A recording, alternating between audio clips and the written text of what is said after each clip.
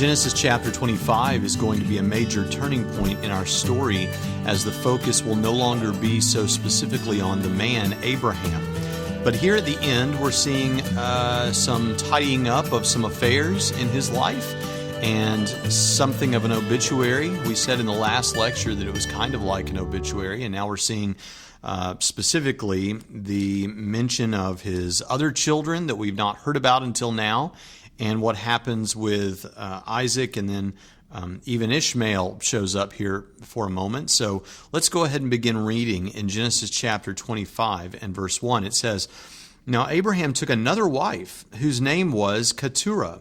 She bore to him Zimran, and Jokshan, and Medan, and Midian, and Ishbak, and Shuah. Joshkan became the father of Sheba and Dedan, and the sons of Dedan were Ashurim, and Letushim, and Leumim. The sons of Midian were Ephah, and Epher, and Hanok, and Abida, and Eldah. All these were the sons of Keturah. Now Abraham gave all that he had to Isaac, but to the sons of his concubines Abraham gave gifts while he was still living, and sent them away from his son Isaac eastward to the land of the east." Now, before we go too much further, let's make some comments here on these opening verses. First of all, we see that there are several descendants mentioned here. We see that Abraham did marry someone else. Some commentators think it's important to mention here that God seems to have blessed him in terms of children. He blessed him in every other way. And certainly we feel that he's blessed him with Isaac. I mean, what a blessing. That's the child that's going to carry forth the promise. And he had Ishmael as well. But we see here that it's almost like, and in case you wondered whether he was blessed with many children, we see here other children after Sarah has died, because he's married this other wife, Keturah. Well, what can we say about Keturah? Is Keturah a wife in the same sense that Sarah was? Probably not. There's some evidence that she was a concubine. Even though it says in the opening verses that verse 1, that Abraham took another wife, all concubines are wives, but not all wives are concubines, right? There are wives who are full wives, like Sarah was, and then there are concubines. And concubines are referred to in Scripture as wives, but they're not of the same status as a full wife. And, you know, we might think of Hagar as a concubine, even though it calls her a maid. She really was a concubine to Abraham. And now we see here that Keturah probably was a concubine. Now, why would we say that? I mean, it might seem natural to you to think that after Sarah dies, he marries another woman. She's kind of taking Sarah's place, and so she is a full wife, just like Sarah was. Well, one of the reasons is that we see down here in verse 6, "But to the sons of his concubines Abraham gave gifts while he was still living, and sent them away from his son Isaac eastward to the land of the east." So Abraham gave all of the inheritance to Isaac, and to these other sons born of these concubines, he just gave gifts. Well, if he had sons with Keturah, and Keturah was a full wife, he wouldn't have just given gifts. He would have given a portion of the inheritance, unless there was some other reason why he shouldn't that we would be told about, but we're not told about. In fact, this is borne out as a principle for the people of God. In Deuteronomy chapter 21 in verse 15, it says, "If a man has two wives, the one loved and the other unloved, and both, the loved and the unloved, have borne him sons, if the firstborn son belongs to the unloved, then it shall be in the day he dwells what he has to his sons.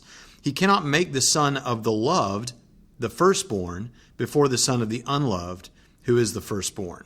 So the idea being, if you have two wives and one of them is your favorite wife, and by the way, you might think this looks pretty bad having one wife that's loved and one wife that is not loved. We'll find out when we get into the story of Jacob and Rachel and Leah a little bit later on, that just because it says that a man loves one wife and the other wife is unloved, or he doesn't love her, it doesn't mean that he doesn't love her. It means that that's not the favorite wife, because in the story of Jacob, we find out that he both loves and does not love Leah. So does he love or not love her? Well, he loves her, but not the way that he loved Rachel. So you got to keep this. You got to realize that this is a different culture, and this was written at a time when idioms and turns of phrase were a little bit different than they are now. So we need to understand that that passage isn't really saying that the ideal situation would be one where a man loves one wife and not the other. But the idea is, if you have two wives and your favorite wife is not the wife of the firstborn, you can't be good to the secondborn and treat that secondborn as though it is the firstborn just because you like his or love his mother more.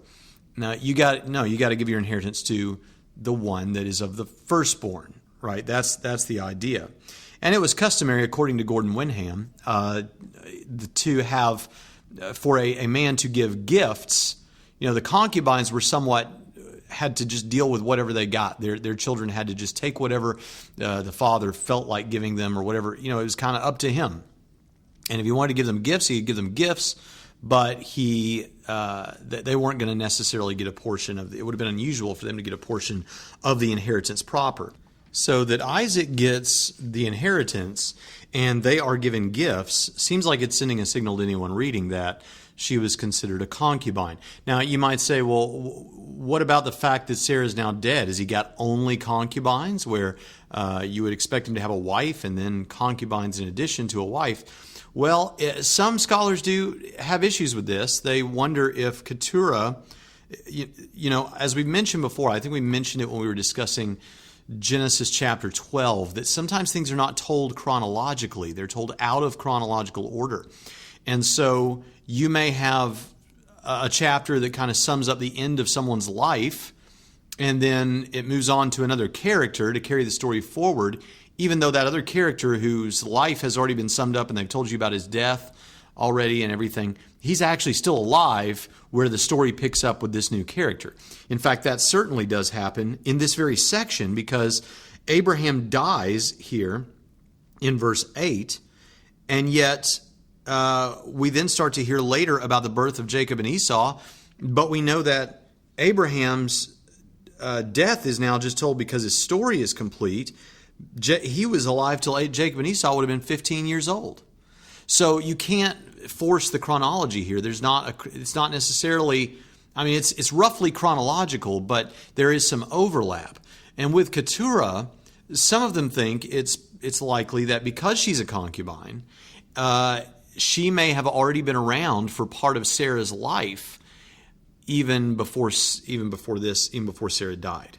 So that is a live possibility. Now, some of them try to put her really early in the story, but I'm having a real hard time understanding, and I've tried to read as much as I can on this and try to figure out why these guys feel this way. I'm having a real hard time trying to figure out how they think she was in the story before too very early on, because he can't have a child with Sarai at the time, and so he has a child with Hagar so that he can have a child. It's like we needed a child. If Keturah is already out here and there's already children being born, or Keturah is available, what's the point of this maid servant, this other concubine Hagar, if you've got Keturah? So it does seem like she comes later in the story than that, if she didn't come along after Sarah's death. So it's a little bit difficult to figure out. It's not the most important thing ever, but it's worth mentioning. Another thing worth mentioning here is that most of these sons and their descendants that are mentioned here represent civilizations that we think, scholars, archaeologists, people like that, think they have found some sort of connection with most of them. Some of them certainly. You see Midian here, and Midian certainly represents a people group that later had obvious affairs with Israel, right? And then it says Ishbak and Shuah. Now, one of the descendants of Shuah was Bildad, who was one of Job's quote-unquote comforters, right? Bildad, the Shuahite. So we know that, and that also tells you something else about Job. Job is a difficult story to place in terms of at what point did the story of Job happen. The people that I trust seem to believe that the story of Job probably took place somewhere around the time of the captivity in Egypt. Now, this is not a commentary on the book of Job, but this does give you some idea about when the story of Job took place, at least insofar as it took place long after this, at least a couple of generations after this, in order for Bildad to be a Shuahite when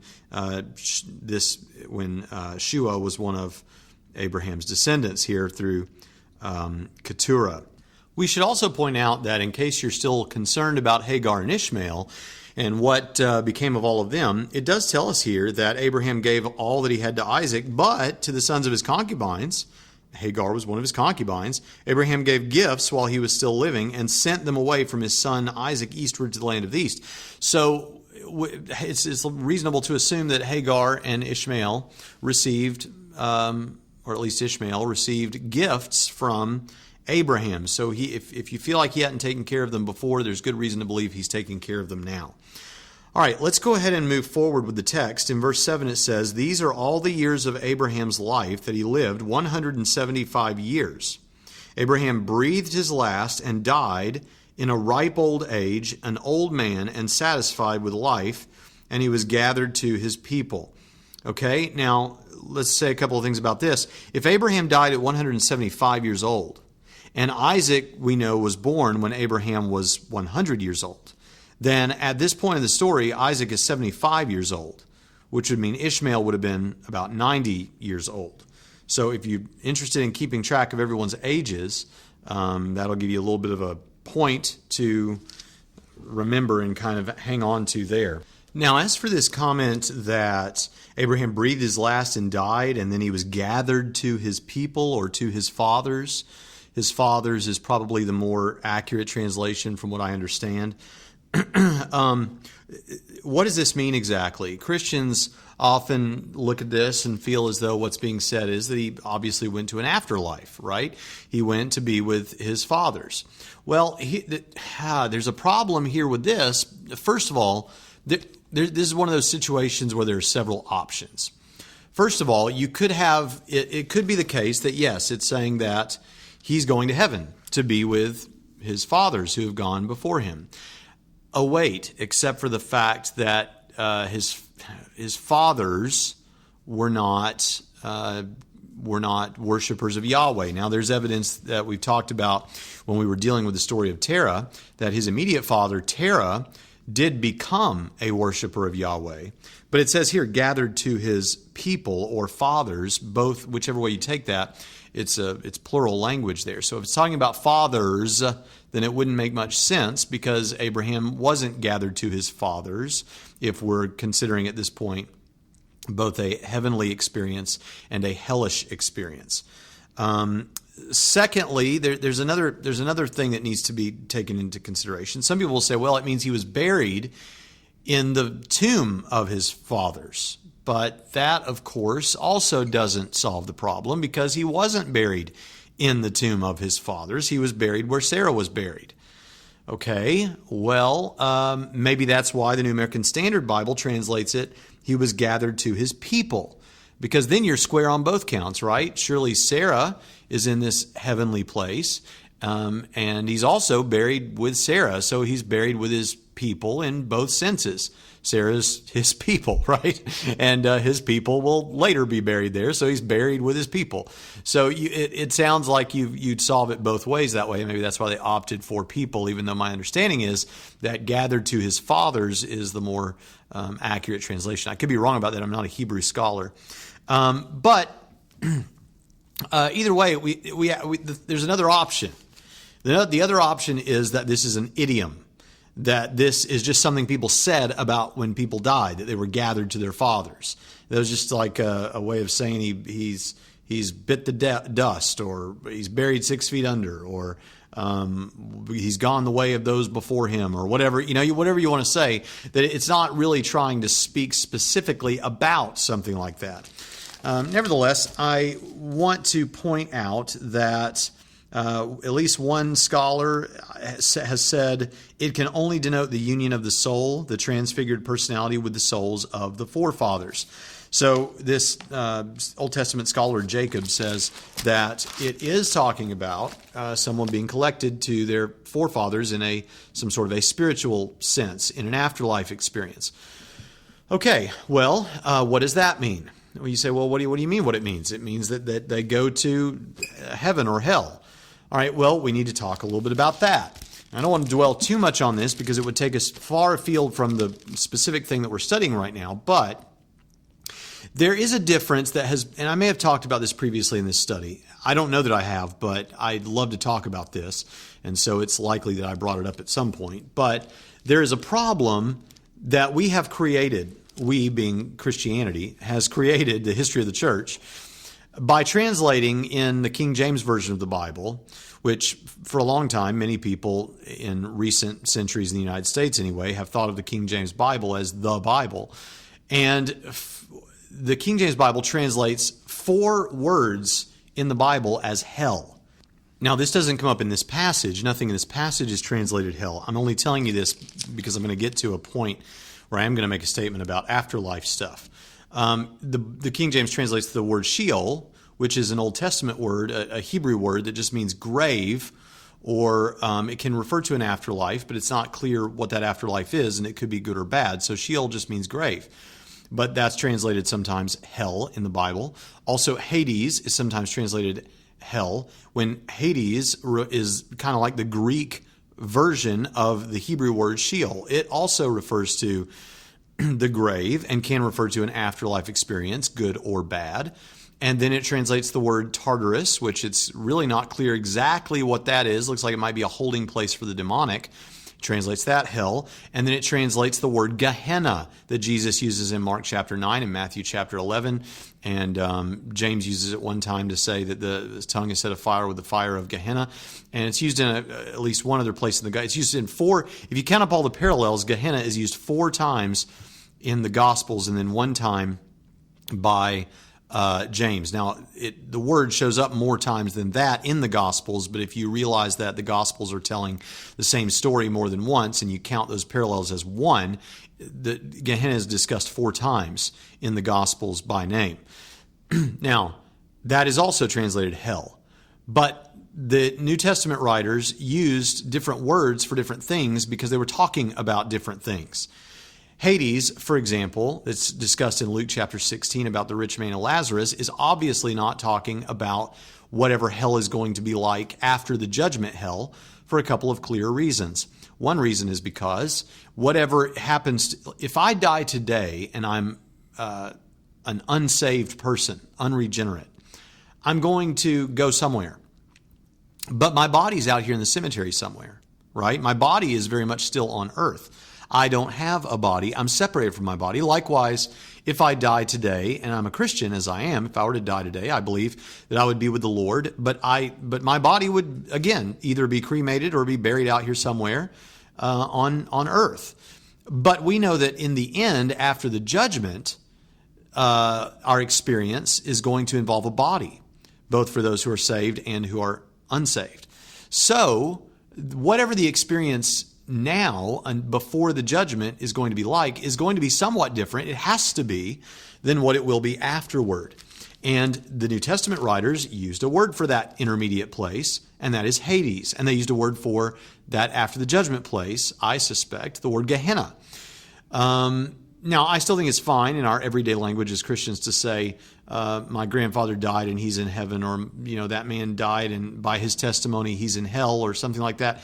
That's fine because people know what you're talking about and you don't want to confuse people. But I do think we should educate people that these different words have different meanings. In the Old Testament, there was no clear revelation. It had not been made clear what hell is going to be like, or that there was a hell, or what the afterlife exactly was like. This just wasn't plain. Now, it doesn't mean that there wasn't, that these places didn't exist. It doesn't mean that God didn't know about them, obviously. But Revelation had not gotten to that point. The story of the Bible is a story of unfolding of the revelation of God's plan, and certainly of other things that we would like to know things about. Paul talks about mysteries. This used to be a mystery. Now it's not a mystery about things, about the things that have to do with Jesus. So the idea is that Old Testament folks didn't have a clear understanding of exactly what the afterlife was. So to say that he was gathered to his fathers could mean some sort of an afterlife, but it's not clear what it would mean or what Moses would have had in mind. It's not clear that he would have had this understanding of a heaven and a hell and what all that's like. And it's not clear, and even if you do force that, it's not clear how that works with Abraham's situation. So it is at least possible that we're dealing with something of an idiom of the people of the day, and not just a Hebrew idiom, but perhaps an idiom outside of Israel, outside of God's people here. Other cultures may have had the similar phrase for all we know. David does say about his son, whenever his son dies, and he gets up from there and he dusts himself off and he's not going to mourn anymore, and his servants want to know why he's that way. And he says, well, he will not return to me, but I will go to him. You could think about that being like, going to your fathers, and David's going to go to his son as if there is some location, but it also could well be just the grave. So all I'm saying is we often use a passage like this as evidence that the Old Testament has all this revelation about the afterlife, because it does talk about going to these places after you die and all that. It's not that clear. It could just be a turn of phrase. Okay, I'm not trying to take that away from you if that's your favorite toy. If that's something you really hold on to, it may well be that. I mean, I've just cited for you at least one Old Testament scholar who does believe that it's talking about the afterlife. And I'll say, with Christian lenses, it does look like it's saying that. But it's important to point out, I think, in order to be responsible, some of the things that I've mentioned here. All right. Verse 9 says, Then his sons Isaac and Ishmael buried him in the cave of Machpelah, in the field of Ephron, the son of Zohar, the Hittite, facing Mamre.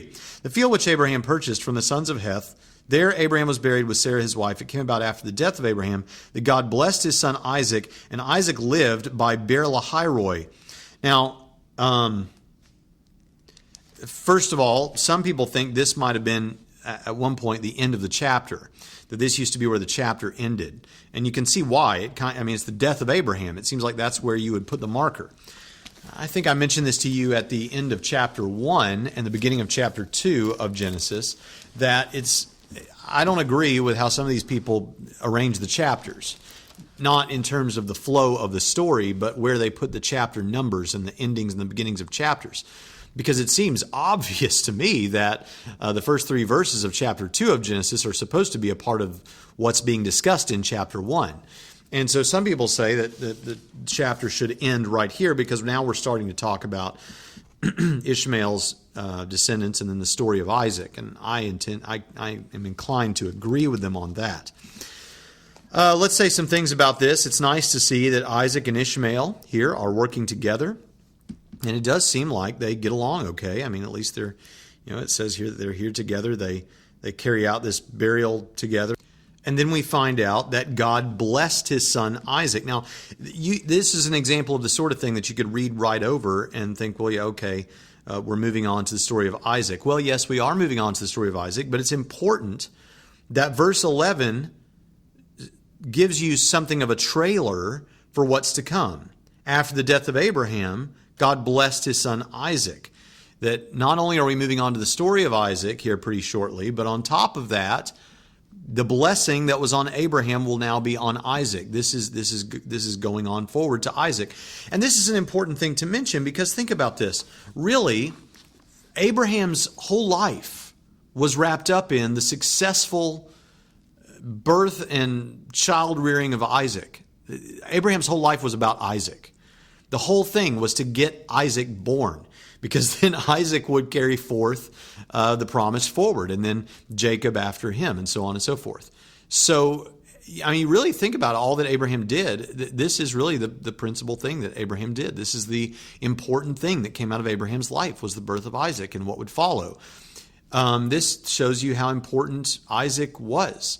Now, not that Isaac himself also would do anything all that incredible. I mean, there are, we appreciate the story of Isaac. We appreciate his faith at the Mount Moriah, where he was to be sacrificed. We appreciate, there's a lot to appreciate about Isaac. But one thing that you should recognize is that Isaac is pretty well passive for most of his life. We're going to see a moment here in a few minutes where he's not passive, but I mean, he's pretty passive.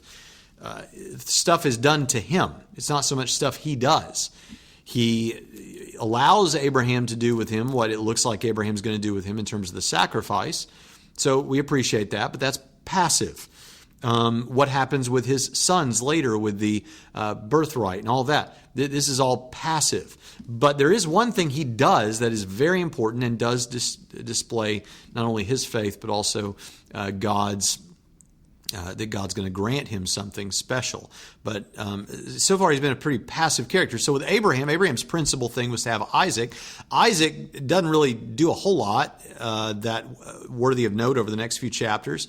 And then we come to Jacob, and we are going to see some interesting things with Jacob. But the point is, here's what I want to say about all this.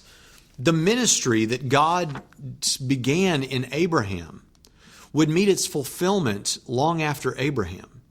And his part in the story, though it's fantastic, ultimately revolved around one simple thing that was all bound up in another man, Isaac. And in fact, when God tells Abraham what is going to happen, what his ministry will be, and that it's all about this son, Abraham actually tries to jump the gun and make that happen in a way that God didn't really plan for it to happen or intend for it to happen through Ishmael, namely. And, you think about that. We kind of want to always know all the answers right away. Sometimes it's best that we don't know all the answers. I mean, I think about my own life. I very much would have liked to have known when I was 16 or 17 years old and first surrendered to the gospel ministry. I would have liked to have known that ultimately I would end up at age 37, which is the age I am right now, sitting in a building at Evansville, Indiana, lecturing on the book of Genesis, and that I would be the president of a Bible college and seminary, and that I would have gotten to have some of the opportunities I've had, and that Christian apologetics, which I'm not sure at that point in my life I even knew what that was, I would have liked to have known that I would have had a ministry in that and would have spoken at some conferences with some of my heroes and all that sort of thing. But I can see also how it would not have been good for me to have known that early on. Because at that stage of my life, what I wanted to be, and I talked a little bit about my history on a previous lecture, so I don't want to belabor the point, but I first became a youth pastor, then a pastor, then an evangelist. I did all these other things. Each one of those things I thought was the thing that I would ultimately end up doing. In fact, even at this very moment, I don't know what God's going to do with me 10 years from now or 20 years from now. And you can kind of see how if God had revealed all of that to me at, say, 17 years old, even though I would have liked to have known that, I probably would have messed things up by ignoring some of the ministerial things that I did in terms of practical everyday ministry early on. And I would have probably started reading these academic books and trying to make sure I had the right education for that, which, by the way, would have probably meant I wouldn't have ended up at Trinity and ended up becoming the president of Trinity. I probably wouldn't have the heart for people that I do because I wouldn't have learned that from my time pastoring. I probably wouldn't have the heart for young people that I do because I got that from my time as a youth pastor. There are just very important pieces of the puzzle that came along the way that I would have missed by trying to jump the gun. And in fact, in jumping the gun, may never have ended up in this moment at Trinity, where I think is precisely where God wants me to be at this point in my life. So sometimes it's good not to know exactly how God is going to bring things together, and just trust that He providentially is in control, and that if you will just be obedient, that things will go the way they should go. Okay, let's continue on now with verse 12. Now these are the records of the generations of Ishmael, Abraham's son, whom Hagar the Egyptian, Sarah's maid, bore to Abraham. And these are the names of the sons of Ishmael by their names in the order of their birth. Nebaioth, the firstborn of Ishmael, and Kedar, and Abdeel, and Mibsam, and Mishma, and Dumah, and Massa. Hadad, and Timah, Jetur, Naphish, and Kedemah. These are the sons of Ishmael, and these are their names by their villages and by their camps, 12 princes according to their tribes. These are the years of the life of Ishmael, 137 years. And he breathed his last and died and was gathered to his people. They settled from Havilah to Shur, which is east of Egypt, as one goes toward Assyria. He settled in defiance of all his relatives. Now these are the records of the generations of Isaac, Abraham's son. Abraham became the father of Isaac. Now, by the way, this is a bit unusual in this kind of formula, because normally you have person X and then it mentions his descendants.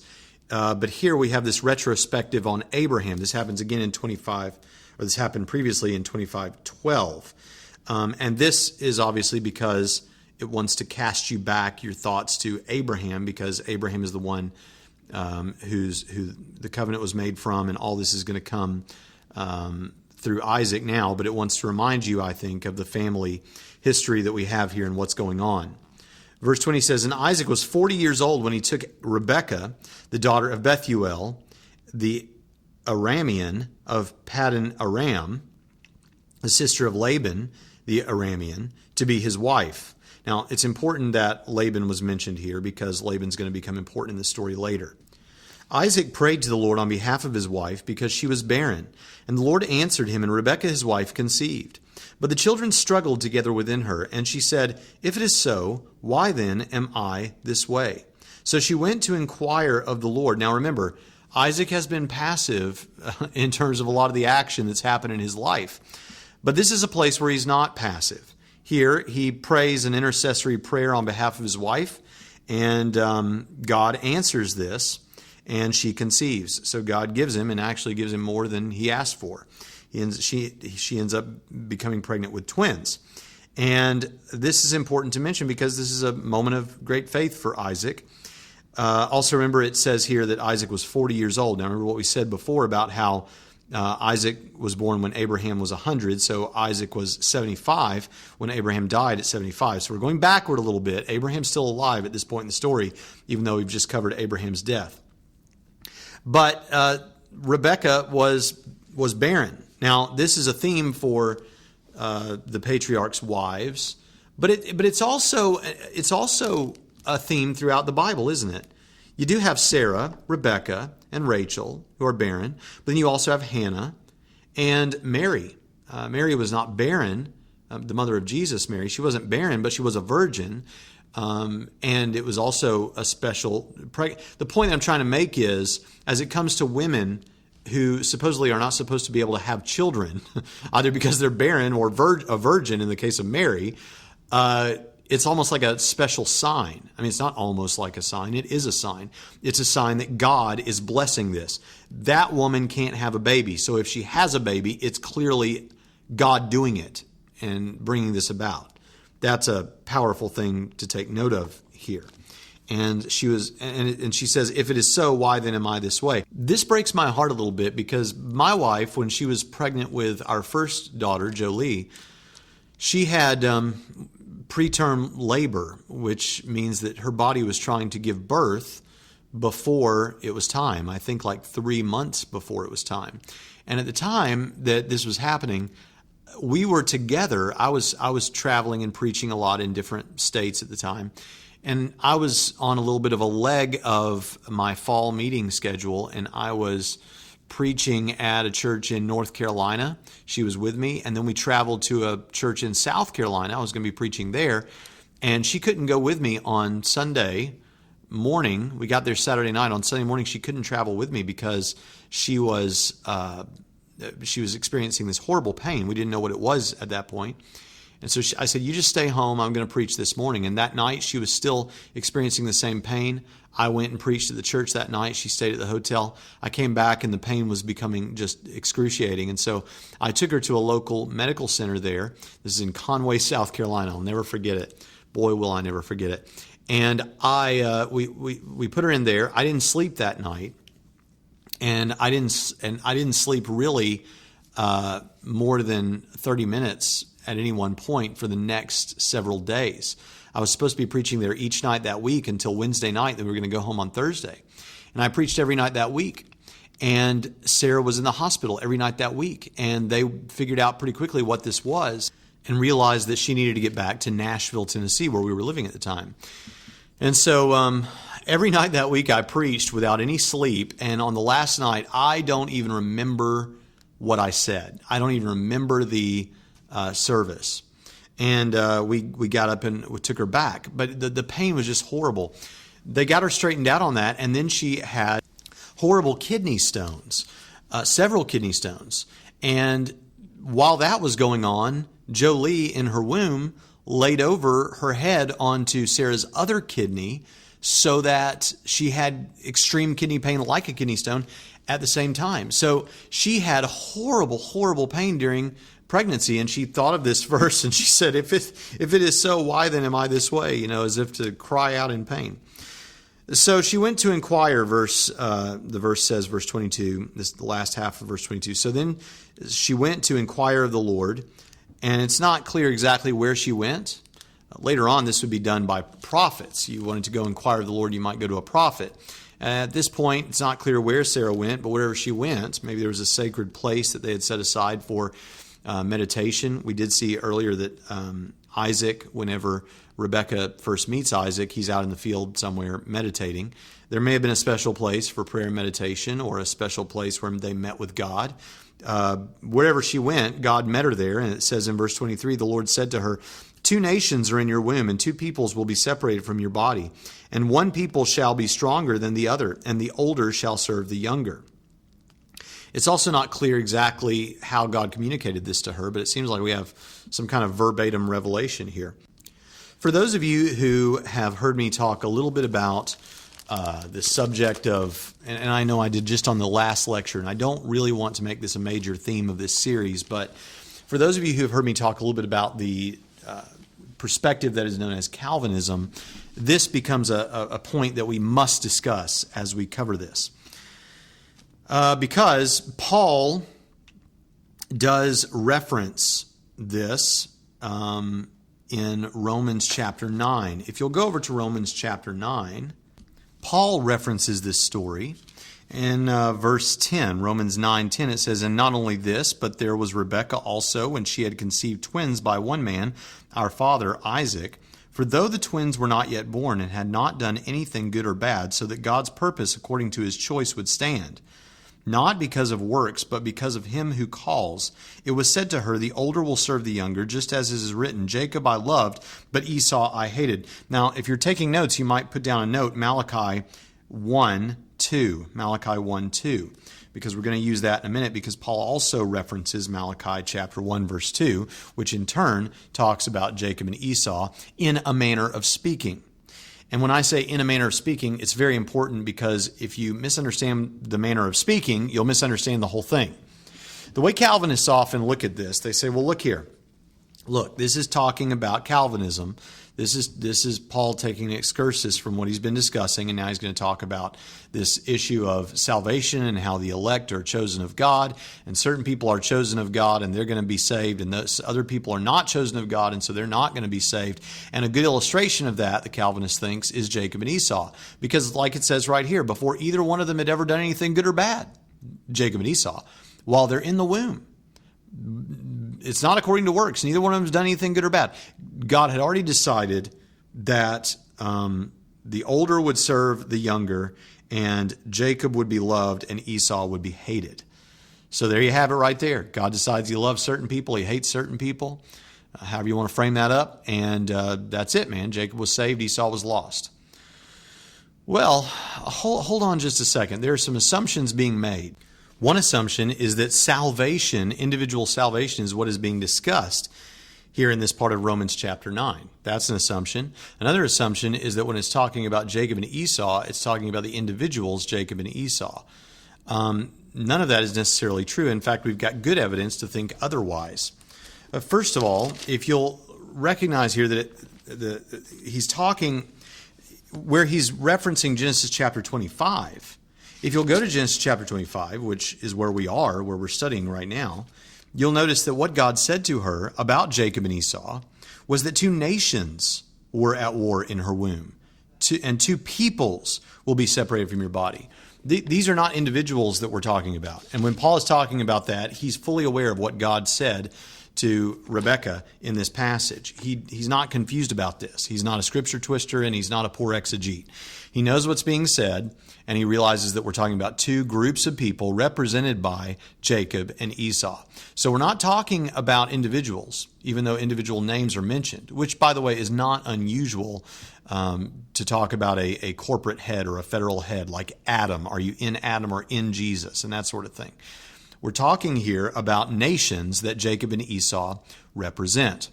One good reason for thinking so is because where Paul then quotes, the older will serve the younger, Jacob have I loved, Esau have I hated. Well, where is that? Well, remember how I told you to hold your thumb in Malachi chapter 1 and verse 2? In Malachi chapter 1 and verse 2 it says, "Yet I have loved Jacob, but I have hated Esau, and I have made his mountains a desolation, and appointed his inheritance for the jackals of the wilderness." So when he's how has God hated Esau? How's he hated him?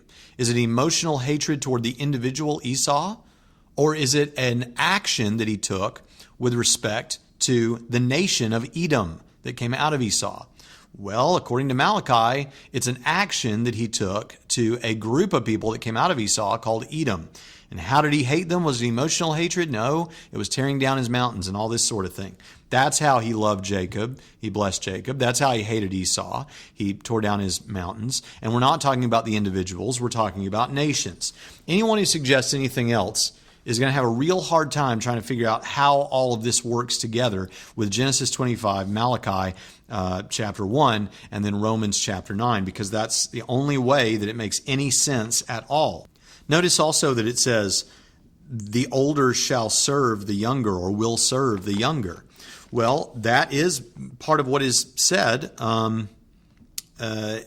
in verse 20, in Genesis 25 and verse 23, the older shall serve the younger. But this can't be talking about Jacob and Esau, because at no point did the older, that being Esau, serve the younger, that being Jacob. In fact, we know where Jacob serves Esau, so to speak, kneeling to him 7 times later on in their lives, but nowhere is the older serving the younger. So this can't be talking about the individuals. It's talking about the nations and the nations' relationship later on. So all of that needs to be mentioned. And then also the subject of salvation is not the subject of this section of Romans chapter 9. What Paul is trying to do in Romans chapter 9 is he's trying to show that the Jews who thought that God was required to save all and only Jews and required to damn all and only Gentiles were incorrect. His point was, it's not just because you're a child of Abraham, therefore, obviously, automatically, you're going to get all the goods. You're obviously going to be a part of the kingdom. That's not the point. The point has never been that just because you're a child of Abraham, you're in. And then he makes his case. He's trying to show that it's always been the case that, Abraham had 2 sons, Isaac and Ishmael. In fact, he had more sons than that.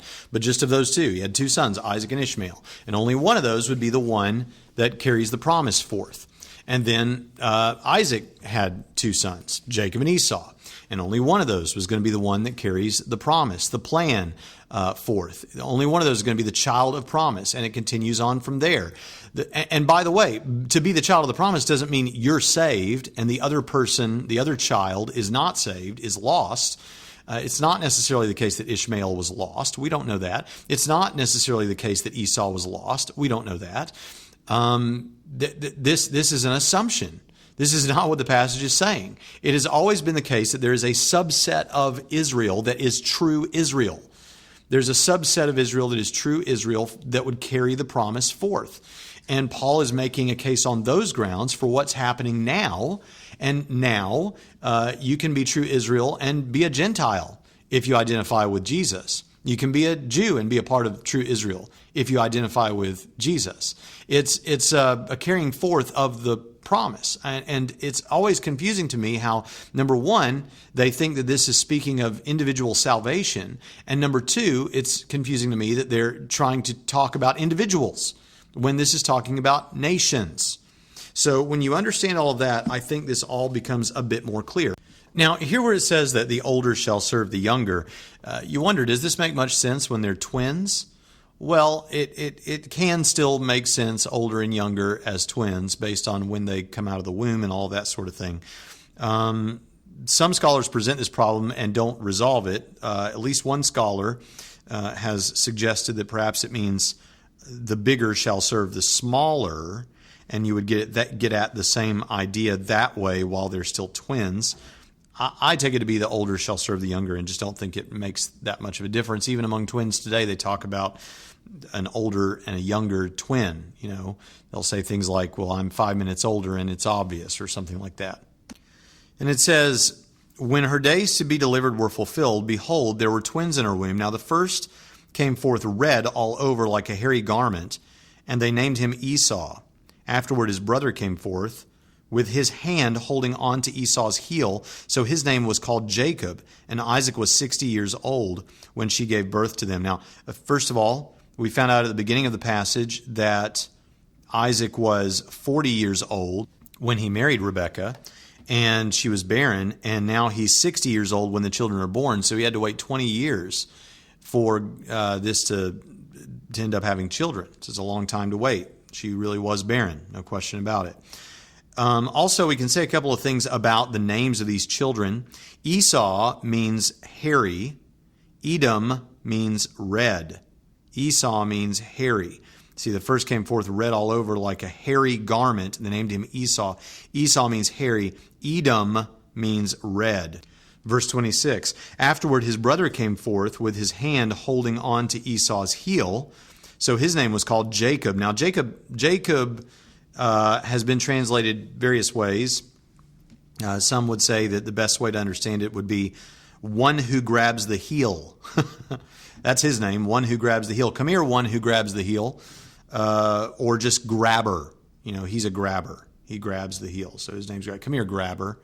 I don't know. Some think the best way to understand it would be that it means something like supplanter, because to take from someone else, to supplant things. And we see that does happen again later with the birthright, right? And then with the blessing. So he's a grabber, he's a supplanter, he's one who grabs the heel. And Isaac was 60 years old when she gave birth to them. We talked about that. Verse 27, when the boys grew up, Esau became a skillful hunter, a man of the field, but Jacob was a peaceful man, living in the tents. Now, this tells you that these brothers were very different. One was kind of more the masculine, in the obvious way. There's definitely some gender norms going on here with the masculinity of Esau. But Jacob was a peaceful man living in the tents. Whenever I tell this story to my daughters, I talk about Jacob being kind of the mama's boy. He didn't want to get dirty. He wanted to stay in there cooking and in the kitchen and in the tents. You know, he's laying around all day watching The Young and the Restless and Dancing with the Stars while his brother's off killing something, right?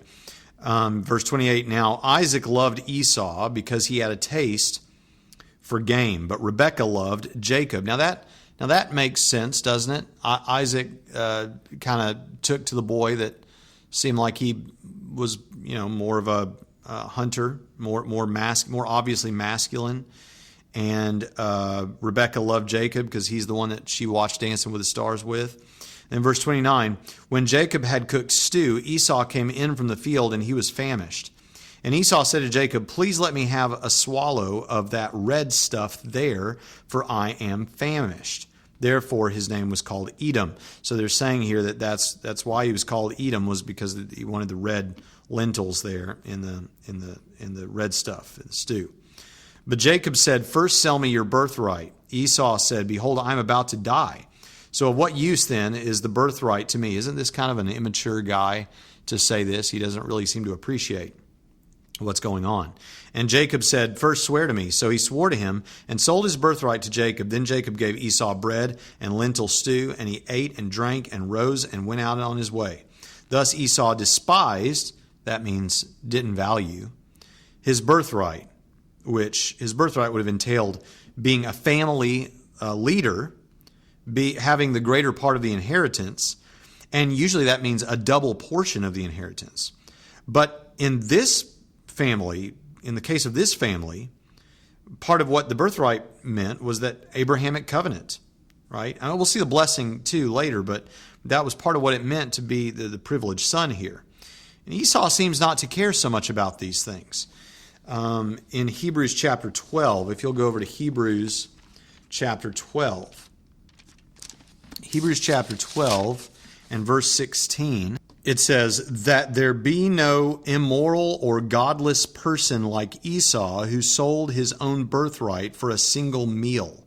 The idea being, as believers, we're not to let immorality like sexual immorality and things like that, worldly pleasures that you experience in a moment, we shouldn't let those things come between us and being at peace, or us and being spiritually right, because that would be as silly as Esau acting like a godless person.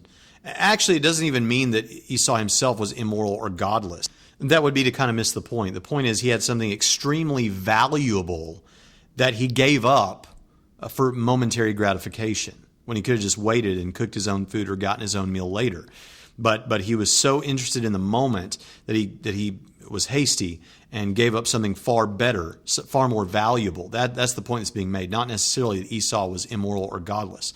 We don't really know that for sure, unless you take this verse in Hebrews to be saying that. But that isn't. I don't think that's the point. I think he's giving an illustration that they would all be aware of someone who gave up something incredibly valuable for momentary gratification. And he's saying, don't do that with immorality and stuff like that. So this brings us to the end of Genesis chapter 25, and we've hit a major turning point in our story. And I'll look forward to meeting with you again here next time.